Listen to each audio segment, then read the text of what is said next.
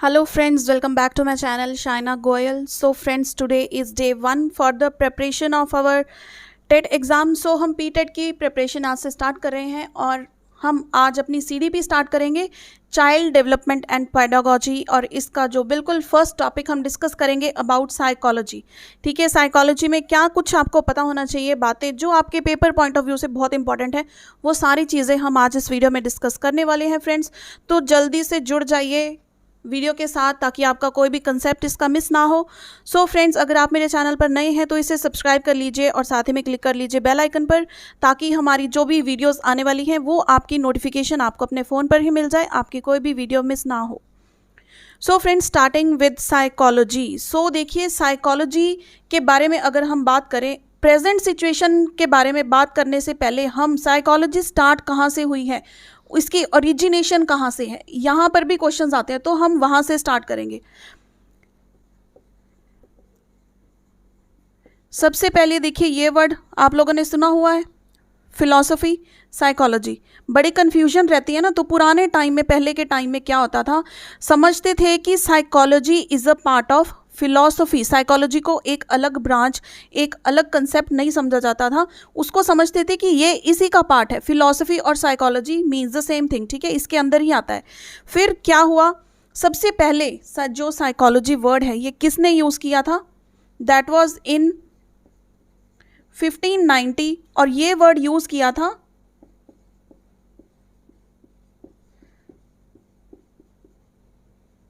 Rudolf Goeckel ने. Clear, जिन्होंने अपनी किसी बुक में, ठीक है, साइकोलॉजी का वर्ड यूज़ किया था, लेकिन तब उनको नहीं पता था कि इसके रिलेटेड क्या कंसेप्ट्स आने वाले हैं. कोई भी इसके रिलेटेड कोई इन्वेंशन या फिर कोई भी डिस्कशन नहीं हुई. सिर्फ उन्होंने क्या था, सिर्फ एक वर्ड यूज़ किया था अपनी बुक में, दैट वाज साइकोलॉजी. क्लियर, तो ये था कि सबसे फर्स्ट वर्ड साइकोलॉजी का कब यूज़ हुआ था, that was in 1590. Rudolf Goeckel ने ये अपनी बुक में यूज़ किया था, लेकिन तब इसका कोई कंसेप्ट नहीं था, कोई इसकी एक्सप्लेनेशन नहीं थी. क्लियर. सो अब देखिए, अगर हम बात करें इस जो स्टेजेस हैं या फिर इसकी हिस्ट्री की अगर हम बात करें, तो सबसे पहली स्टेज जो इसकी थी that was study of soul. So सबसे पहले क्या माना जाता था कि जो साइकोलॉजी है, यानी कि जो ह्यूमन नेचर है, ह्यूमन सोल है, ठीक है, हमारी ओरिजिनेशन है, हमारी कहते हैं ना, सोल मीन्स अंतरात्मा, जो आत्मा होती है, तो उसको समझा जाता था कि साइकोलॉजी क्या है, स्टडी ऑफ सोल. लेकिन सोल क्या था, it can not be seen, observed और टच. तो इस जो ये स्टडी थी, इसको कर दिया गया था रिजेक्ट, की साइकोलॉजी क्या है, स्टडी ऑफ सोल नहीं है. और ये स्टडी ऑफ सोल की बात किसने की थी, प्लेटो ने एंड अरिस्टोटल.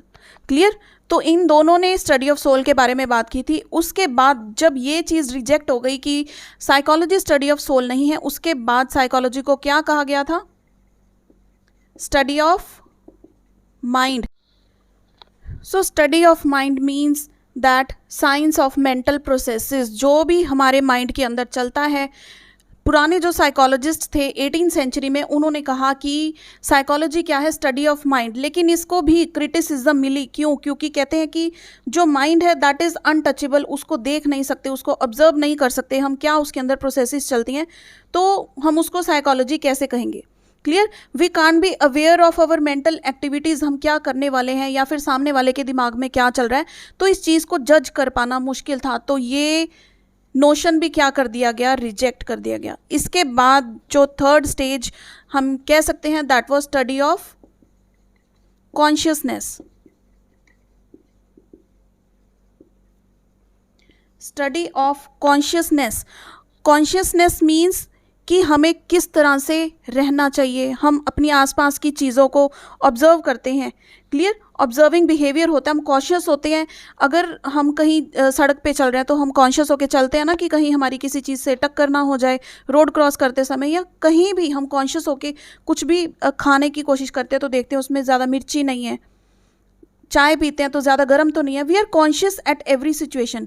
तो फिर साइकोलॉजिस्ट ने क्या कहा कि भैया माइंड की बात तो नहीं है साइकोलॉजी, वो क्या है, स्टडी ऑफ कॉन्शियसनेस.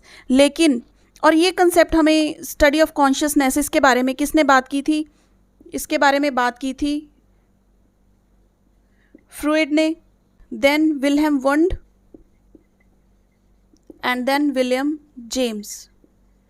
इन तीनों ने किसके बारे में बात की थी? Study of consciousness. तो अब देखिए, अगर हम अब वुंड की बात कर रहे हैं तो हमें ये चीज़ पता होना चाहिए, हमने स्टार्टिंग में बात की थी कि जो साइकोलॉजी है वो फिलॉसफी से निकली थी, क्लियर, फिलॉसफी का पार्ट मानी जाती थी, लेकिन हम फादर ऑफ साइकोलॉजी किसको कहते हैं?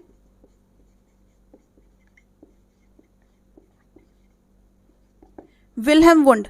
ये कौन है? Father of psychology. इनको फादर ऑफ साइकोलॉजी क्यों कहा जाता है? पता है किसी को? कमेंट करके बताओ अभी। इन्होंने एक लेबोरेटरी एस्टैब्लिश की थी इन 1879। विल्हेम वुंड ने जर्मनी में एक लेबोरेटरी एस्टैब्लिश की थी at the university of Leipzig in Germany, clear. तो यहाँ पे उन्होंने क्या किया था? साइकोलॉजी को फिलॉसफी से अलग करके प्रूव कर दिया था कि फिलॉसफी अलग चीज़ है, साइकोलॉजी अलग चीज़ है, क्लियर। इसीलिए इनको बोला जाता है फादर ऑफ साइकोलॉजी, क्लियर। तो ये चीज़ बहुत मेन है, ये तीनों चीज़ें, ये आप चाहे तो अपने नोट्स बनाते जाइए, साथ साथ में ये पॉइंट्स बहुत इंपॉर्टेंट है, एमसीक्यूज में यही चीज़ें आने वाली हैं कि फादर ऑफ साइकोलॉजी कौन सा है, क्लियर। आपको काफ़ी सारे नेम्स दे देंगे तो आपने करना है विल्हेम वुंड पर टिक, clear.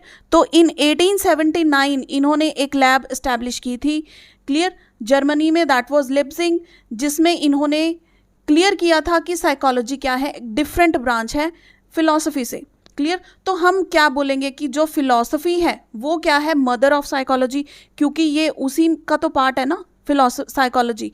Mother of psychology is philosophy, और फादर कौन है इसके? That is Wilhelm wound, clear. तो एग्जाम में किस तरह से क्वेश्चन आता है कि लेबोरेटरी इन जर्मनी, ठीक है, जो एस्टैब्लिश हुई थी लिप्सिंग, वो कौन से ईयर में हुई थी? आपको ऑप्शंस आ जाएंगी 1890, 1879, क्लियर, 1979। इस तरह से आपको कंफ्यूजिंग ऑप्शन आएगी, तो आपको ये ईयर बिल्कुल याद होना चाहिए। तो हमारी ऑप्शन क्या होगी? 1879।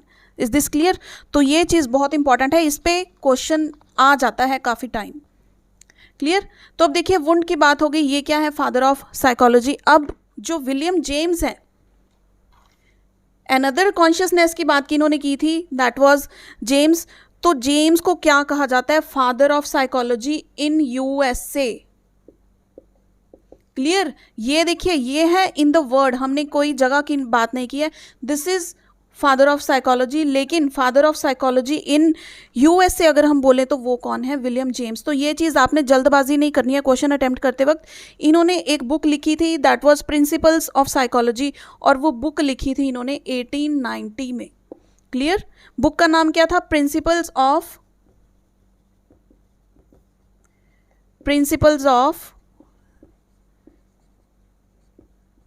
साइकोलॉजी, और ये बुक लिखी थी इन 1819। तो ये है आपका another question over here, clear, कि father of psychology in USA कौन थे? तो वो है William James.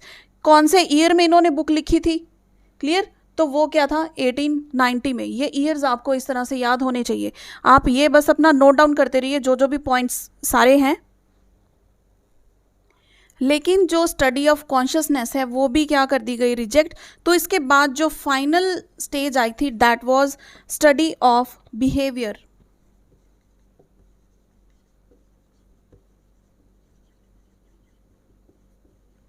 Study of behaviour. तो बिहेवियर मीन्स क्या? कि हम क्या करते हैं, क्लियर। बिहेवियर, हम किस सिचुएशन में किस तरह से रिएक्ट करते हैं, क्या हमारा रिस्पॉन्स होता है, हमारा एक्शन क्या होता है, ठीक है। एक्शन कुछ होगा तो रिस्पॉन्स भी होगा नेचुरली। तो वो चीज़ें सारी किस में आती हैं? बिहेवियर में। और आज भी साइकोलॉजी को हम क्या कहते हैं? Study of behaviour, clear. तो ये बात किसने की थी? जेबी वॉटसन ने एंड मैक डूगल ने, क्लियर। इनके बारे में हम डिटेल में जो है वो बाद में बात करेंगे, इनके बारे में हम लर्निंग के जब टॉपिक्स करेंगे तब करेंगे। और ये हैं मोटिवेशन। क्लियर, मोटिवेशन को जब हम डिटेल में करेंगे ना तब हम मैकडूगल के बारे में बात करेंगे। और जेबी वॉटसन को और क्या कहते हैं हम, father of behaviourism. Clear, J B Watson को फादर ऑफ बिहेवियरिज्म। ये सारे आपको याद होने चाहिए कौन किसका फादर है, ठीक है, कौन किसकी मदर है। तो ये चीज़ों पे क्वेश्चंस बड़े आते हैं और अक्सर बच्चे इन्हीं चीज़ों में कंफ्यूज हो जाते हैं। क्लियर, तो ये देखिए स्टडी ऑफ बिहेवियर किन्होंने दिया था, जेबी वॉटसन ने, और मैकडूगल ने इनके बारे में बात की थी। और फादर ऑफ बिहेवियरिज्म कौन है, that is J B Watson. Clear, अब ये तो हमने सारी देख ली हिस्ट्री। अब हम आते हैं फाइनली हमारी साइकोलॉजी पर, जो हम प्रेजेंट में जिसके बारे में बात करने वाले हैं।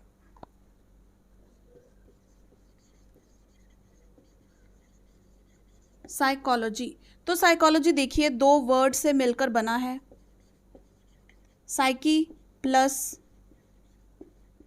लोगोस। बहुत बार क्वेश्चन आता है कि psychology is formed by the two words, आपको थोड़ा बहुत चेंज करके दे देंगे। क्लियर, लाइक लोगो लिख दिया, यहाँ पे साइक लिख दिया या कुछ भी, तो ये चीज़ें आपको पता होनी चाहिए कि ये दो वर्ड्स किसके कॉम्बिनेशन से मिलकर बना है, that is psyche and logos. देखिए सिर्फ साइकी नहीं होता, आपको अलग अलग बुक्स में अगर आप फॉलो करेंगे ना तो आप कंफ्यूज भी हो जाएंगे। इसको हम साइको भी कह सकते हैं। क्लियर, ये दोनों टर्म्स अगर आपको अपने आंसर में मिलती हैं, अगर आपको ये कॉम्बिनेशन मिल रहा है तो भी सही है, अगर आपको ये कॉम्बिनेशन मिल रहा है तो भी ये सही है।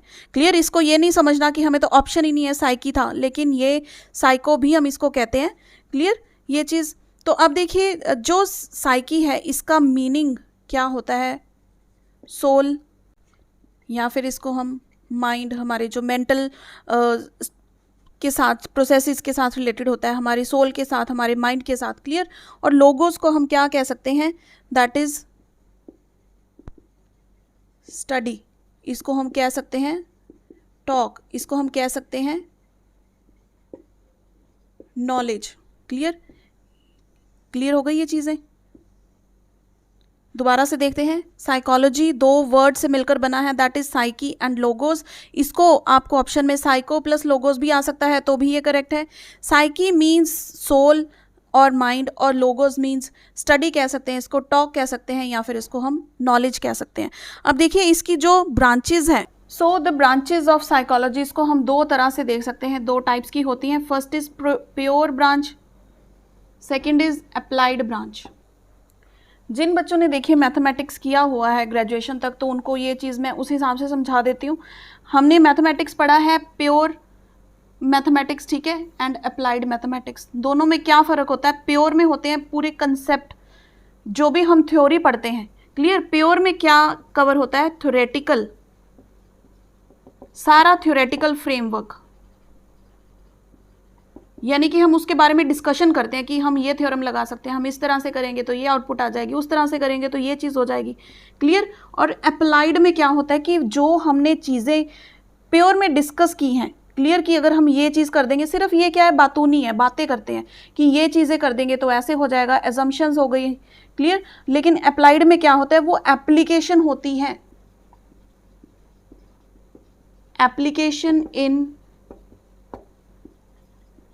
Real life.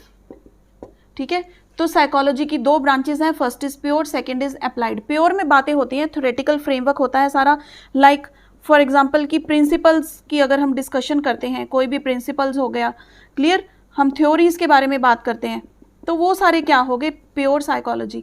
लेकिन हम अगर कोई बात करें अप्लाइड, जो रियल लाइफ में एप्लीकेबल है, लाइक आपकी एजुकेशनल साइकोलॉजी, क्लियर, वो मैं आपको सारी इसकी जो फर्दर पॉइंट्स है वो मैं आपको लिख के बता रही हूँ, तो वो क्या होती है, अप्लाइड, जो रियल लाइफ में अप्लाई होती है। तो देखते जाइए इसकी।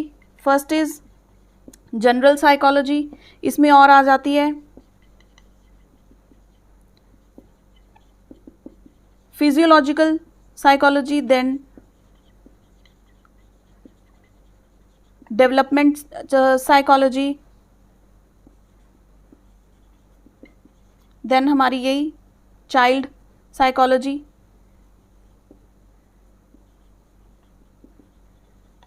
एनिमल साइकोलॉजी,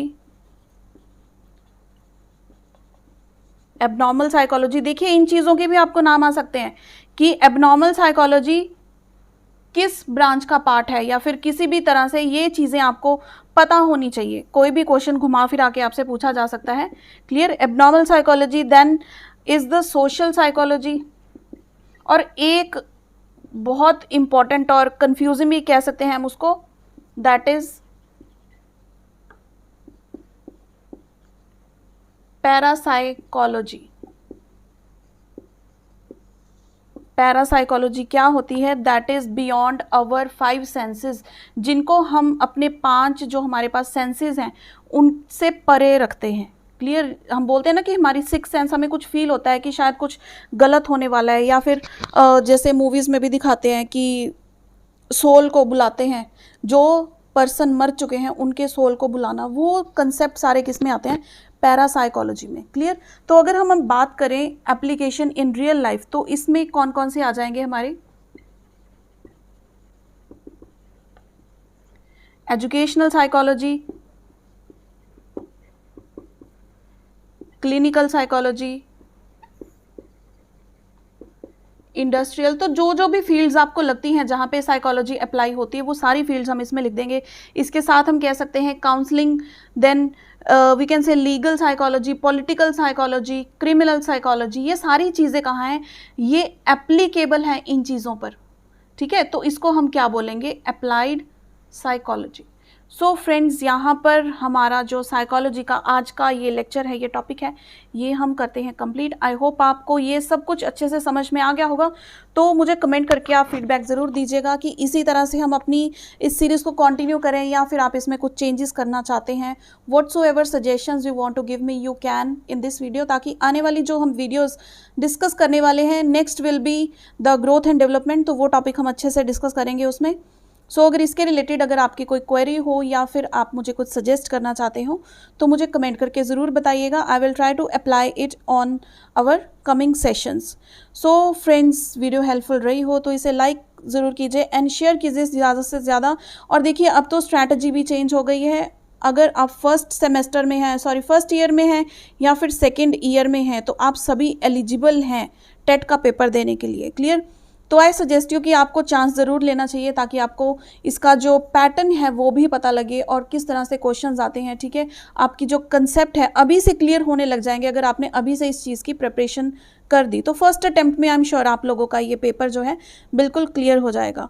और देखिए, सीडीपी में जो भी हम टॉपिक्स करने वाले हैं, ये चाहे आप पीटेट का दे रहे हैं या एचटेट का दे रहे हैं, रीट का पेपर है, तो ये सारे टॉपिक्स उसमें आएंगे एंड सीटेट एज वेल। तो कोई भी टॉपिक हम छोड़ने वाले नहीं हैं सीडीपी का।